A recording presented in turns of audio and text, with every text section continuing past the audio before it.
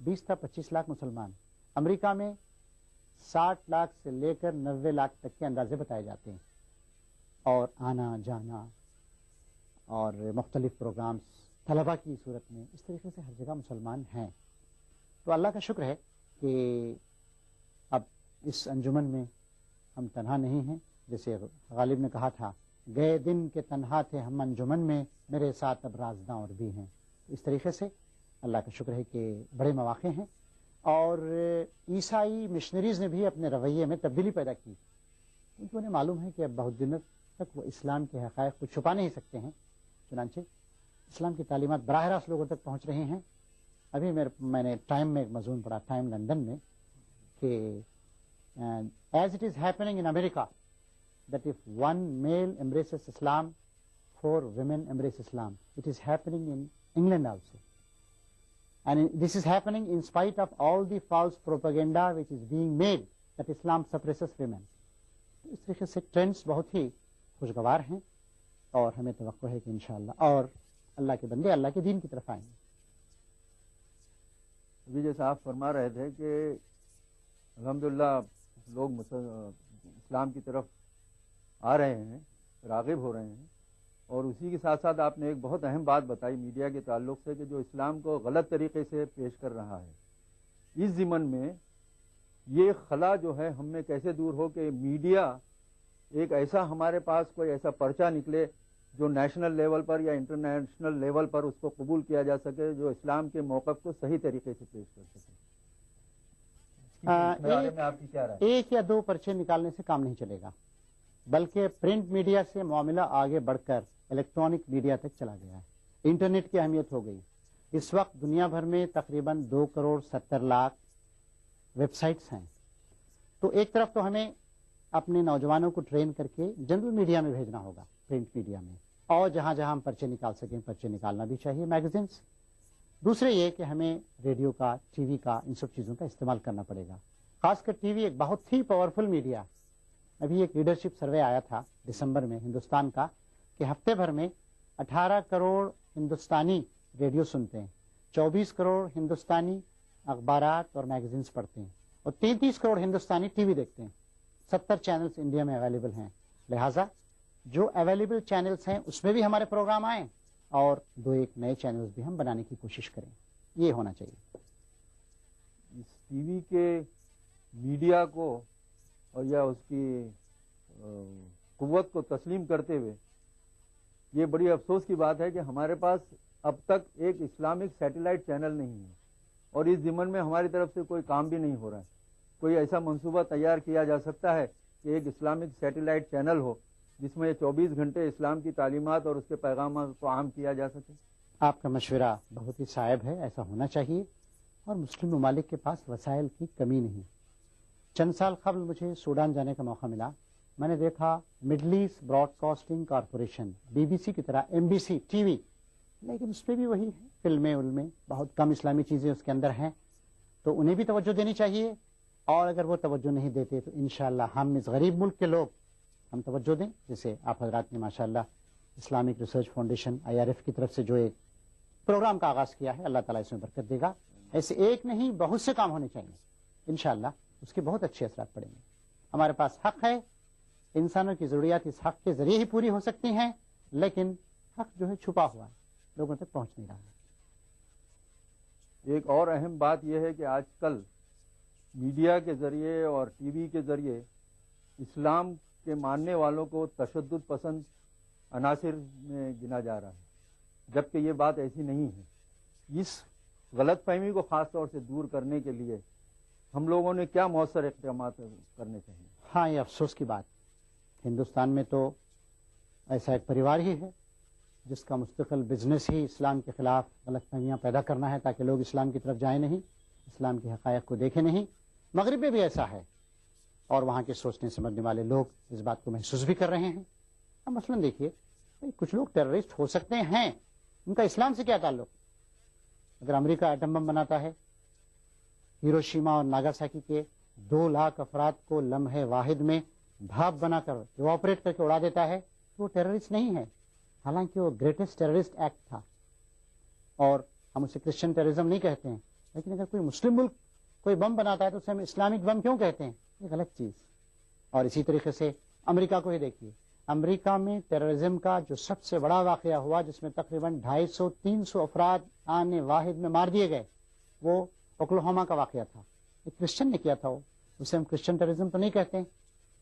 تو سچی بات یہ ہے کہ عیسائیت بھی اس کو محسوس کرتی ہے اور ہندوتوا کے پجاری بھی اس بات کو محسوس کرتے ہیں. اسلام اللہ کی طرف سے آیا ہے، سارے انسانوں کے مسائل کا اس میں حل ہے. یہ دین امن و امان، دین انسانیت اور دین الہی ہے. اس سے روکنے کے لیے اس طرح کے الزامات لگائے جاتے ہیں. مایوس ہونے کی کوئی ضرورت نہیں، ہم کام کرتے رہیں. کسی نے کہا ہے you can fool some people for some time but you can not fool all people for all times. انشاءاللہ ہم اس طرح کے کام کرتے رہے. میڈیا کا ہم نے سہارا لیا تو زیادہ سے زیادہ لوگوں تک بات پہنچے گی اور وہ حقائق کو صحیح پرسپیکٹو میں دیکھنے کے قابل ہو سکیں گے. دعوت ہی کے پس منظر میں آج کل کی جو مسلمانوں کے حالات ہیں، کہ آپ یہ نہیں سمجھتے کہ اس میں معاشرے کی اصلاح کی سخت ضرورت ہے، جس کے بنا دعوت کے کام کو مؤثر انداز سے نہیں پیش کیا جا سکے گا؟ آپ کا سجیشن بالکل صحیح، بہت ہی بنیادی ہے. اگر ہم نے اپنے آپ کو درست نہیں کیا، اگر ہم نے اپنے کردار کا صحیح نمونہ نہیں پیش کیا تو یہ ہماری تعلیمات یہ بس ہوا میں اڑ جائیں گی. ہوتا یہ ہے کہ ایگزامپل از گریٹر دین پریسیپٹ. صرف تصور سے بات نہیں بنتی. کچھ ایسے اونچے لوگ ہوتے ہیں جو تصور کو، نظریے کو، تعلیم کو دیکھ کر اسلام کو قبول کرتے ہیں، لیکن عام انسان چاہتا ہے کہ اس ٹھوس پتھر اور اینٹ اور پتھر کی دنیا میں اسے ایگزامپلس ملیں. اور میں یہ بھی جانتا ہوں بے شمار ایسے لوگوں سے میری ملاقاتیں رہی ہیں جنہوں نے اسلام قبول کیا ہے. ان میں سے زیادہ تر لوگ مسلمانوں کے کردار سے متاثر ہوئے اور پھر اس کے بعد انہوں نے اسلام کا مطالعہ کیا اور اس کے بعد اسلام کو قبول کیا. اس لیے مسلمانوں کو اپنے آپ کو ٹھیک کرنا چاہیے اور جلد ٹھیک کرنا چاہیے. اس ضمن میں آپ کیا سجیسٹ کرتے ہیں کہ Muslim society as a whole یکجا اجتماعی طور پر ان کے معاشرے کے اصلاح کے لیے کوئی ٹھوس، مضبوط اور مثبت اقدامات کیے جا سکیں؟ مسلم سوسائٹی میں بہت ساری جماعتیں ہیں، تنظیمیں ہیں، مکاتب فکر ہیں. ایز اٹ از ہمیں ان کو ایکسیپٹ کرنا چاہیے، کوئی بری بات نہیں. کوئی کسی جماعت سے وابستہ ہو، کوئی ایک مدرسہ چلا رہا ہے، کوئی دارالعلوم چلا رہا ہے، کوئی جماعت چلا رہا ہے، کوئی عقائد کی اصلاح کر رہا ہے اور کوئی معاشی لحاظ سے آگے بڑھا رہا ہے. ان سب کے درمیان تال میل ہونا چاہیے اور یہ سب جو ہیں باہمی متصادم کانفلکٹنگ عناصر نہیں ہیں، بلکہ ان سب کو مل کر وہ آرگینک ہول بنانا چاہیے جسے ہم اسلامک سوسائٹی کہتے ہیں. اور اس سوسائٹی کو پوری انسانیت کی خدمت کر کے ان سب کے سامنے دعوت کو پیش کرنا چاہیے، کیونکہ اسلام صرف مسلمانوں یا صرف عربوں کے لیے نہیں آیا، ساری دنیا کے لیے آیا. اللہ تعالیٰ فرماتا ہے حضور کے بارے میں وما ارسلناک الا کافۃ للناس بشیرا ونذیرا. ہم نے جو آپ کو بھیجا ہے تو ساری انسانیت کے لیے بشیر اور نذیر، خوشخبری دینے والا، ڈرانے والا بنا کے بھیجا ہے. اس طریقے سے زیادہ سے زیادہ تال میل، کوآپریشن اور ایڈجسٹمنٹ، سب اس مقصد کے لیے کام کریں. اختلافات ہیں، رہیں گے، کوئی بات نہیں. اختلافات کو وجہ نزاع نہیں بنانا چاہیے. اس ضمن میں اور ایک سوال آگے یہ کرتا چلوں کہ کیا یہ ممکن نہیں ہے کہ تمام تنظیمیں جو ہیں وہ مل کر کوئی ایک کانفیڈریشن کی صورت میں آئیں سامنے اور نوجوانوں کو اس میں زیادہ سے زیادہ انوالو کیا جا سکے تاکہ معاشرے کی اصلاح کا کام زیادہ تیزی سے آگے بڑھے؟ یہ بات مناسب ہے، ہونا چاہیے. مجھ میں اور آپ میں اختلافات ہو سکتے ہیں، دو بھائیوں میں اختلاف ہو سکتے ہیں، ایک جماعت کے دو ارکان میں اختلاف ہو سکتا ہے، لیکن ہمارا ایک مشترکہ مقصد اور وہ انسانیت کی خدمت، انسانیت کو اونچا اٹھانا، توحید سے واقف کرانا، مساوات ان تک پہنچانا، شرافت اور انسانیت کے ویلیوز کو، قدروں کو عام کرنا، یہ ہے. اس کے لیے ہونا چاہیے. اور یہ بھی ایک بات ہے کہ آئیڈیاز رول دی ورلڈ، اور یہ آئیڈیاز ہی ہوتے ہیں جو انسان کو ایلیویٹ کرتے ہیں، اونچا اٹھاتے ہیں. اگر ہمارے نوجوانوں کو ہم نے یہ آئیڈیا دیا کہ تم انسانیت کے خادم ہو، انسانیت کی صلاح، انسانیت کی فلاح، انسانیت کی نجات تمہاری زندگی کا مقصد ہے، انشاءاللہ بہت اونچے اٹھ جائیں گے. ان کی صلاحیتوں میں بڑا فروغ ہوگا اور واقعی وہ اس ملک کی بھی اور پوری انسانیت کی خدمت کریں گے.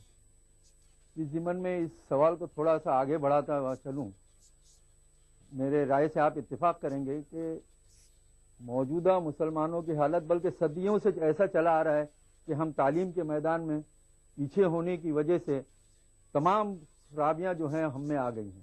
مثال کے طور پر اقتصادی دوڑ میں بھی ہم پیچھے رہ گئے, اور کیونکہ یہ ایک دوڑ جو ہے, یہ جو کمپٹیشن کا زمانہ ہے, اور اس کمپٹیشن کے زمانے میں تعلیم کی اہمیت کو جب تک کہ ہم نہیں سمجھیں گے آگے بڑھنے کے امکانات نہیں ہیں. ایک طرف تو ہماری دینی تعلیم بھی اس قدر نہیں ہے کہ لوگ باغ اس کو صحیح طریقے سے سمجھ کر اس پر عمل کر پائیں. اسی طرح یہی حال عصری تعلیم کا ہے.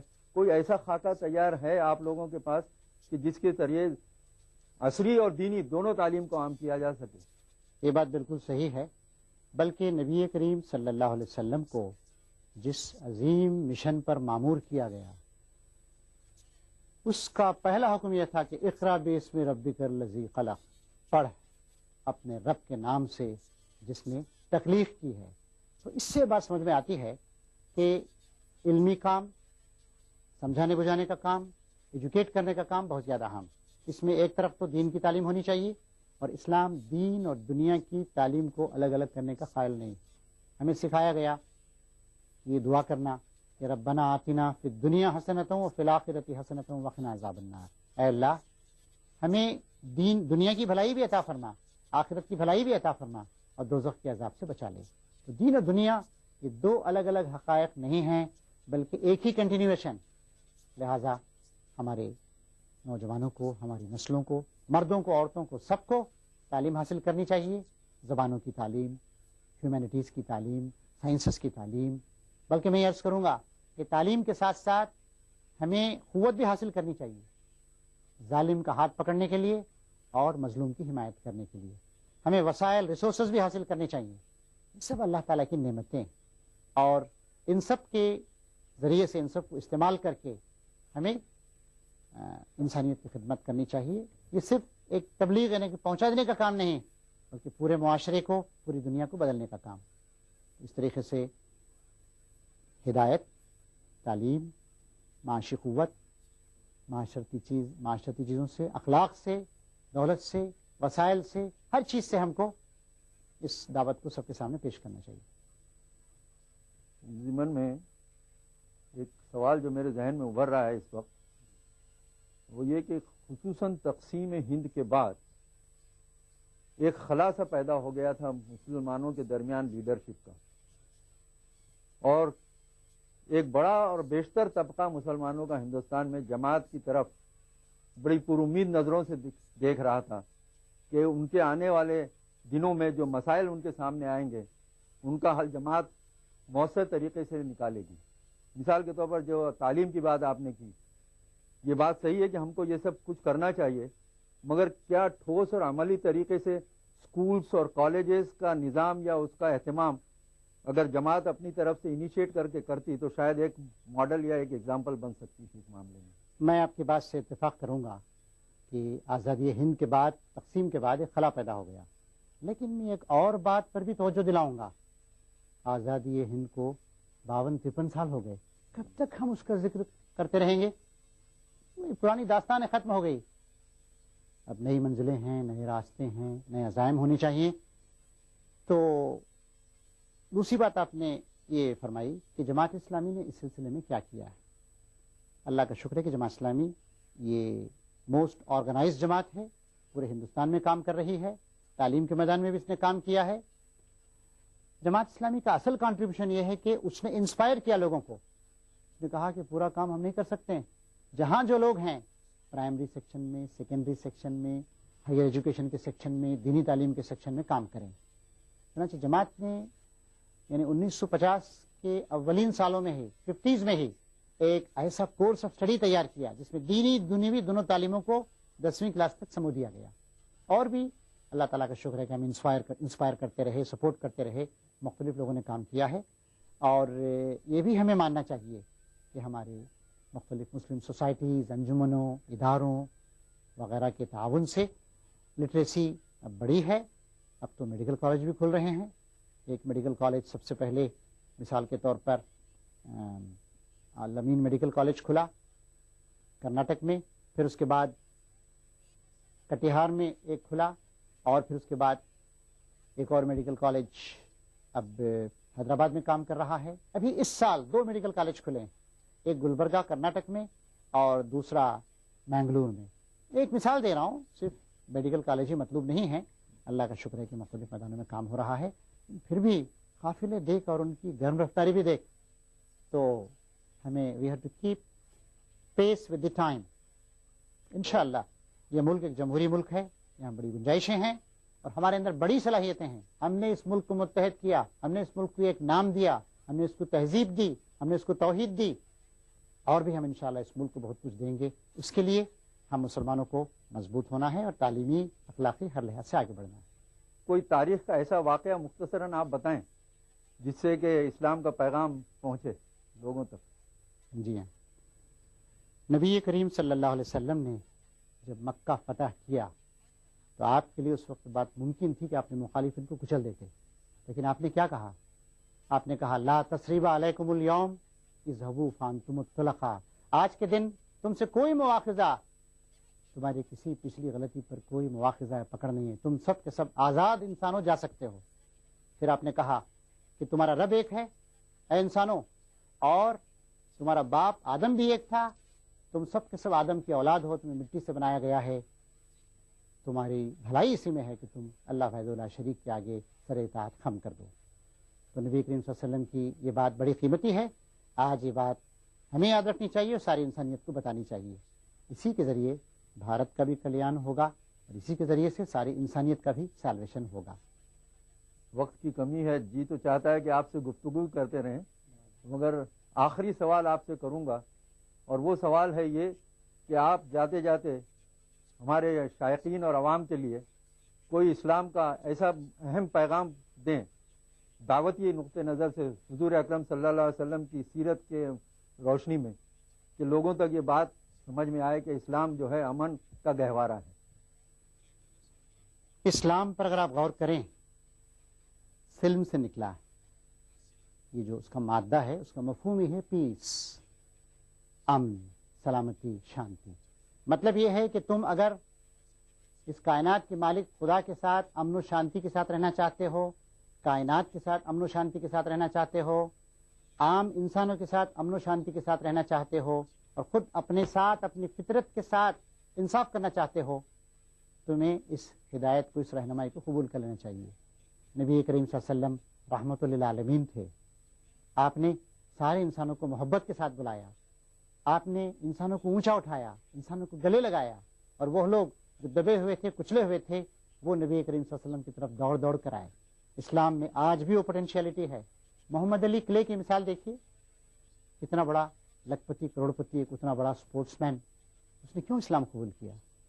ابھی چند مہینے پہلے ہندوستان میں تشریف لائے تھے ڈاکٹر ولفریڈ ہافمین, جرمنی کے ڈپلومیٹ رہے ہیں, 25 سال ڈپلومیٹک سروس میں رہے, اسلام قبول کیا. مریم جمیلہ کی مثال ہے, یوسف اسلام کی مثال ہے, بے شمار لوگوں کی مثالیں.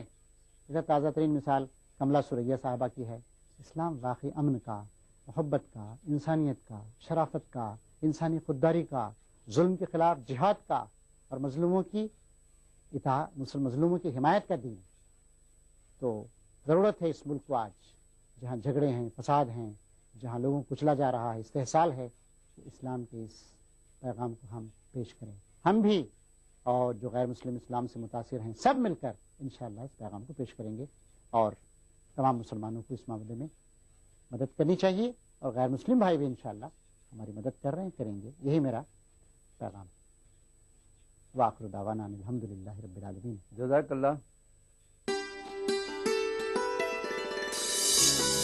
دنیا میں ہر باپ اگر بیٹی کا قاتل بن جائے, اپنے بیٹے کی خاطر تم بہو کہاں سے لاؤ گے؟ واہ, فیصلہ جو کچھ بھی ہو منظور ہونا چاہیے, جنگ ہو یا عشق ہو بھرپور ہونا چاہیے.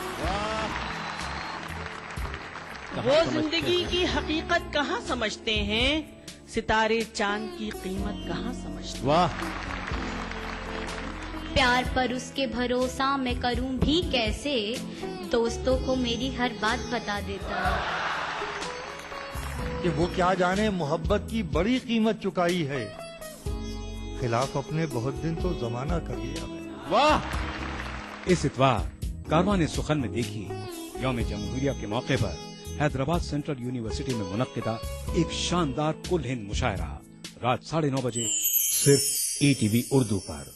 मुल्क जा खुसरो चे खुसरो हजरत अमीर खुसरो को खिराज अकीदत हैदराबाद में मुनक्किदा जश्न खुसरो 27 जनवरी बरोज पीर शाम 5 बजे और रात 11 बजे सिर्फ ETV उर्दू पर।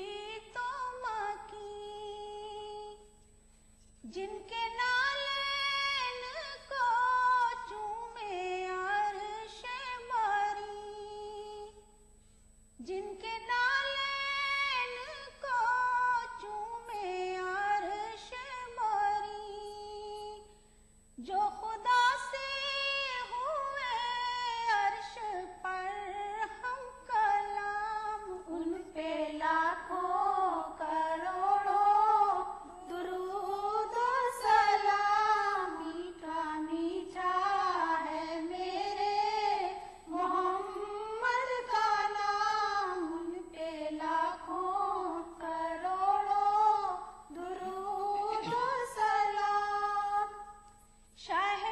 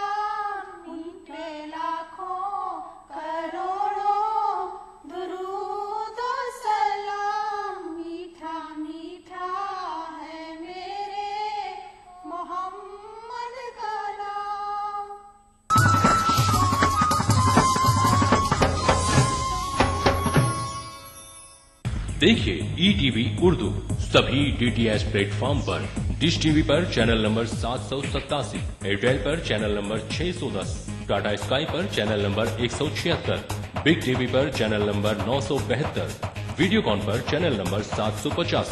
देखिए आपका अपना चैनल और भी बेहतर क्वालिटी में। खूबी यही नहीं है कि अंदाज़ो नाज हो, खूबी यही नहीं है कि अंदाज़ो नाज हो, माशूक का है हुस्न अगर दिल नवाज हो, माशूक का है हुस्न अगर दिल नवाज हो।